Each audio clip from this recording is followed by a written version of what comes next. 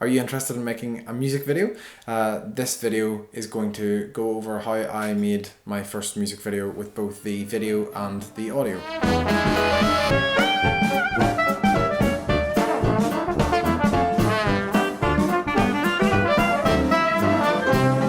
Hi, I'm Ryan Kells, and this video will be about the All Things Bright and Beautiful music video that I recently made. If you haven't watched the video already, the link is below in the description, so you can check that out now. I'd probably advise watching it before you listen to this, otherwise it might not make any sense, and you'll also get spoilers from the video. I'm going to give 7 tips on my learning of my first music video, so from one beginner to another. Tip number 1 is pick your song to suit the singer. We picked a song that was nice and lively and that suited Lauren's voice well. Lauren is my wife. She's the singer in the video. We chose a song that was related to the time of year as well, so the springtime and Easter. Tip number 2 is choose the location of the video shoot to suit in with the style of the song. After we got the song, we needed a location. We found a beautiful park that was nearby to us, which is actually called Reddishville Country Park. We liked the idea of it because it was in nature, it had lovely forestry, it had animals running around it and lots of flowers and water and everything, so it tied in well with the spring theme, and it was a beautiful location as well. Once we were at the location, I was basically the director. I looked at choosing different shots that would cover all things that I wanted to get in the video. So we covered the plants and the trees and the river, and made sure I got a variety of different shots of that. So I just experimented with the shots really. So some of the shots were mainly pan shots, so it was either up or down, and I kept the transition quite smooth, so that it was smooth in the video and quite calming and relaxing movement through the whole video. I tried to do both up and down or left and right to give myself more options in the editing end. In terms of getting the shots of Lauren, I knew that I'd need to transition from something beforehand, so I got, most of the time I tried to get the forest in first and then pan across to Lauren. There's other shots that I tried where I was walking behind her, and sometimes they worked and sometimes they didn't. I think it's just a case of trial and error, and especially for myself, it was the first time really doing anything like that, so I was learning on the go and learning as I did it really, and taking the shots and seeing what worked best. And then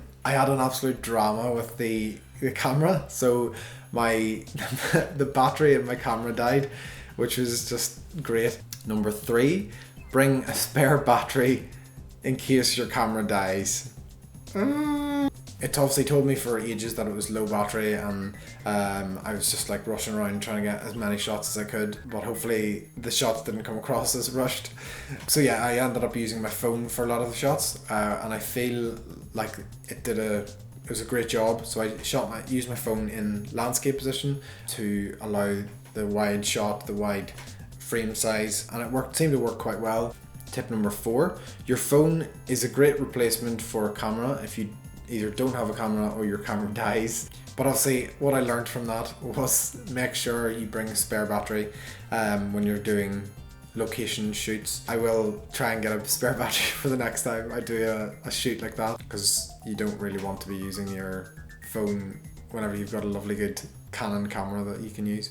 Number 5, with the audio editing, depending on your genre, try to make it sound quite natural in terms of vocals. After we finished the video, then we came back to the house and recorded the audio. We recorded the audio with a Zoom H4n microphone, which is like a portable handheld microphone, and I just used it connected directly in via the USB port to my computer. Then I used Logic Pro X as audio recording. We recorded that, we did a few takes of that, and then we used the best take. Then I edited the audio myself. I added a lovely bit of reverb, which was in a cathedral preset, and then I just toned it way down just to make it sound more natural and with the theme of the video. Then I did some EQ as well, so I took off the lower end of the voice, and I boosted the high mids and took off the very highs just to reduce some of the S sounds, the harsh S's.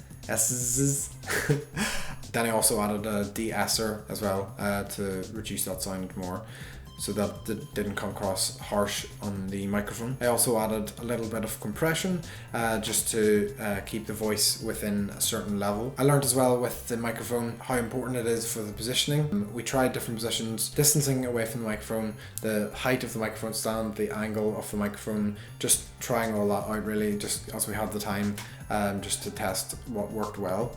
So far we've spoken about the location, why we chose it, the song that we chose and why we chose it, the microphone that we used, briefly about the camera, and then also the mistake about the battery and making sure to bring a spare battery because your camera might die. Number 6, in the video editing, make the transitions of each clip match in with the style of the music and the pace of the music. Now moving on to the editing stage. As I said before, I used Logic Pro X for the audio editing, and then I used Premiere Pro for the video editing.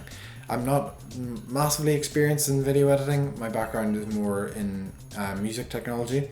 That's my area of expertise, but I'm learning video editing to improve that and have it as an extra useful skill. So I used Premiere Pro, and my idea was to try and keep everything smooth and flowing. Therefore, for the transitions, I tried to keep everything gradual and not too harsh of cuts anywhere. You'll notice that everything blends in quite smoothly from fading out the clip before to fading in the next one, and there's a long crossover between those compared to the other video I made of the morning routine of my lizard, where it has very speedy cuts and fast movements to try and create humour and movement and that side of things. This was completely opposite.